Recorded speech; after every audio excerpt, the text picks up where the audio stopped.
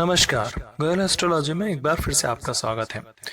जैसा कि आप सभी जानते हैं, श्रीमद् भगवद गीता को बहुत ही पवित्र ग्रंथ कहा गया है। इसके पीछे कारण यह रहा कि श्री कृष्ण और अर्जुन के मध्य जो संवाद हुए थे, यदि उन संवादों को कोई व्यक्ति प्रतिदिन पढ़े तो ही उसे कई सारे पापों से मुक्ति मिल जाती है। आखिर ऐसा क्यों है कि श्री मध्य भगवत गीता में श्री कृष्ण ने कहा है कि आत्मा अजर है, अमर है और इसे किसी भी तरह से खत्म नहीं किया जा सकता। क्या कोई ज्योतिषी दृष्टि से इस बात को समझा सकता है? साथ ही श्री कृष्ण ने अपने कथन में ऐसा क्यों कहा है अर्जुन को कि अर्जुन, तुम केवल कर्म करो, फल की इच्छा मत रखो? क्या कोई ज्योतिषी दृष्टि से इन बातों को समझा सकता? आज हम इसी को समझाने का प्रयास करेंगे। जैसा कि आप सभी जानते हैं कि श्रीमद् भगवद गीता में जो कुछ भी लिखा गया है वह वही सब कुछ है जो संजय ने सुना था। श्री कृष्ण और अर्जुन के बीच हुई उन बातों को श्रीमद् भगवद गीता में संजोया गया है।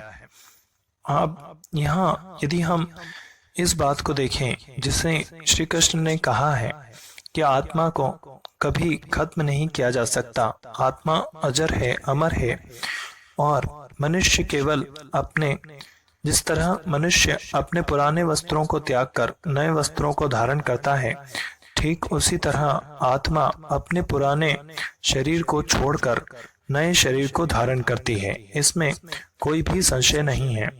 अब यदि इसे ज्योतिषी दृष्टि से देखा जाए तो हमें पता चलता है कि ज्योतिष में सूर्य को आत्मा का कारक कहा जाता है, वहीं गुरु को जीव या प्राण का कारक कहा जाता है, चंद्रमा मन का कारक माना जाता है। अब यदि हम इसे दक्षिण भारतीय पद्धति से देखें तो दक्षिण भारतीय पद्धति में यह माना जाता है कि सूर्य आत्मा है, चंद्रमा मन है और गुरु जीव है। जब भी सूर्य और गुरु मिलते हैं तो वह किसी नए जीव की रचना करते हैं। इसी कारण यह समझा जाता है कि जब हमारी मृत्यु होती है तब ग्रह जिस स्थिति में होते हैं उसी स्थिति में वह रुक जाते हैं और जब हमारा पुनर्जन्म होता है तो हमें ग्रह उसी स्थिति में मिलते हैं जिस स्थिति में हमारे मृत्यु के समय थे।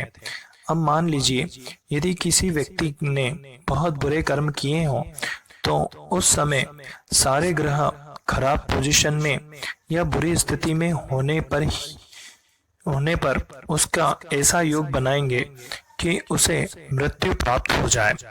अब जब सभी ग्रह बुरी स्थिति में होंगे तो संभव सी बात है उस व्यक्ति को मृत्यु प्राप्त हो जाएगी और जब उसका जन्म होता है तो उसे ग्रह उसी स्थिति में पुनः वापस से मिलते हैं।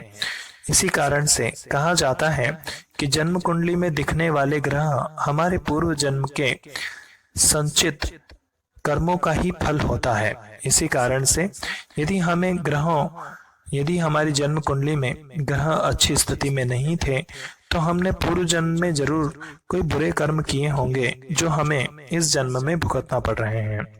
आमतौर पर आपने अपनी ये बातें कई सारे बड़े लोगों से कहते सुनी होगी कि आपके ने पता नहीं कौन से ऐसे कर्म किए थे जिस कारण से आप इन चीजों को भुगत रहे हैं, क्योंकि आपके पूर्व जन्मों का संचित कर्म का फल ही आपको इस जन्म में भुगतना होता है। वहीं जहां हमने अच्छे कर्म किए हों वहां होता यह है कि इस जन्म में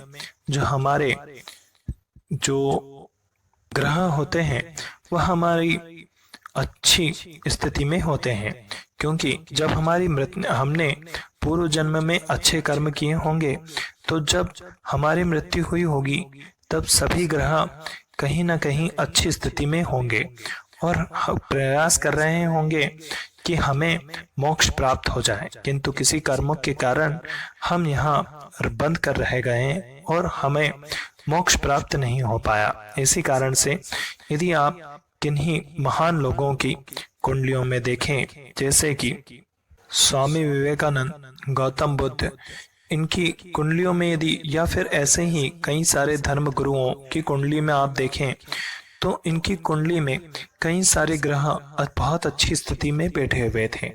कारण यही था कि इनके पूर्व जन्म के कर्म बहुत अच्छी स्थिति में थे। इसी कारण से इनके जन्म के समय इन्हें वही सारे ग्रह उसी स्थिति में मिले थे।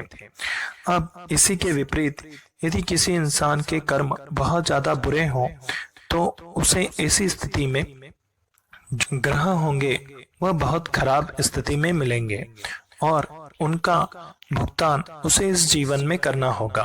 क्योंकि यह तो आप सभी जानते हैं कि यदि कुंडली में ग्रह स्थिति अच्छी ना हो तो इंसान को जीवन में संघर्ष बना ही रहता है।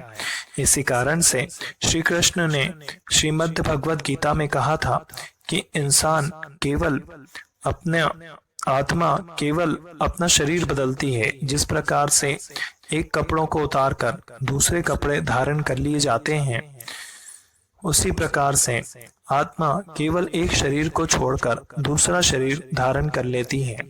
जब तक आपके कर्म खत्म नहीं होते तब तक आपको इसी भूमंडल पर ही रहना होगा। इन्हीं बातों को आप गरुड़ पुराण और विष्णु पुराण में भी पढ़कर समझ सकते हैं, क्योंकि वहां पर भी यही बताया गया है कि जब तक हमारे कर्म पूरी तरह से पवित्र नहीं हो जाते हम मोक्ष को प्राप्त नहीं हो सकते। श्री कृष्ण ने श्रीमद् भगवद गीता में कहा है कि इंसान को केवल कर्म करते रहना चाहिए, फल की इच्छा नहीं करना चाहिए। इसका अर्थ भी यही होता है कि यदि हम आज से ही अच्छे कर्म करना शुरू कर दें तो धीरे धीरे हमारे पूर्व जन्म के कर्मों का फल खत्म होता चले जाएगा और हमारे ग्रह स्थितियां सुधरती चली जाएंगी। आप किसी भी महान विद्वान से विद्वान ज्योतिषाचार्य के पास बैठकर इस बात को समझ सकते हैं। यदि कोई इंसान के कुंडली में ग्रह बहुत खराब हो किंतु उसके बाद भी वह दान पुण्य करता रहे, सत्य भाषण करता रहे और साथ ही दूसरों की मदद करता रहे, तो ऐसे व्यक्ति को कोई फर्क नहीं पड़ता। कुछ समय में उसके कर्म सारे के सारे समाप्त हो जाते हैं और उसके बाद वह सुखी जीवन व्यतीत करने लगता है। इसके साथ ही श्री कृष्ण ने श्रीमद् भगवद गीता में यह भी कहा है कि मैं तो बड़ी सरलता से प्राप्त हो सकता हूँ, किंतु हे अर्जुन, मुझे प्राप्त करने के लिए कोई आगे नहीं बढ़ता।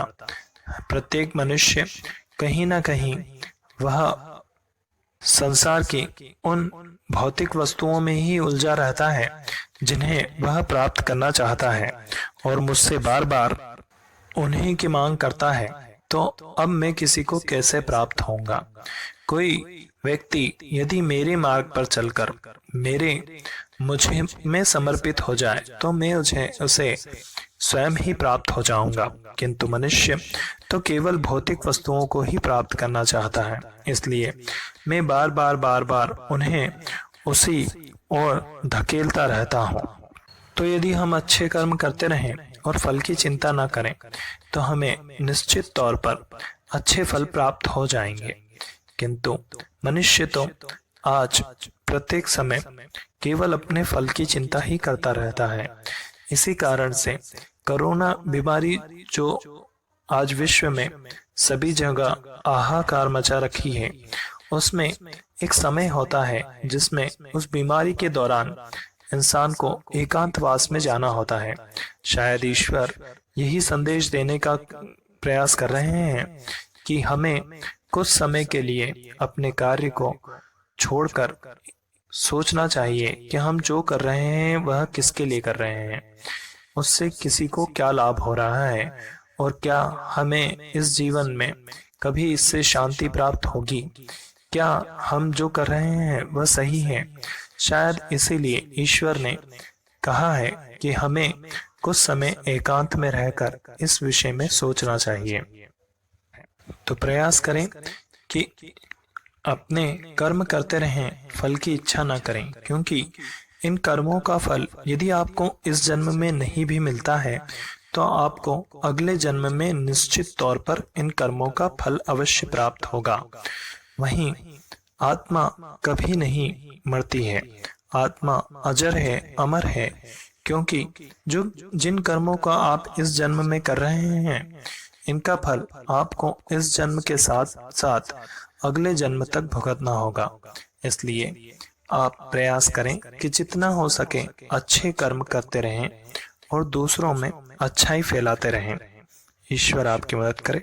धन्यवाद।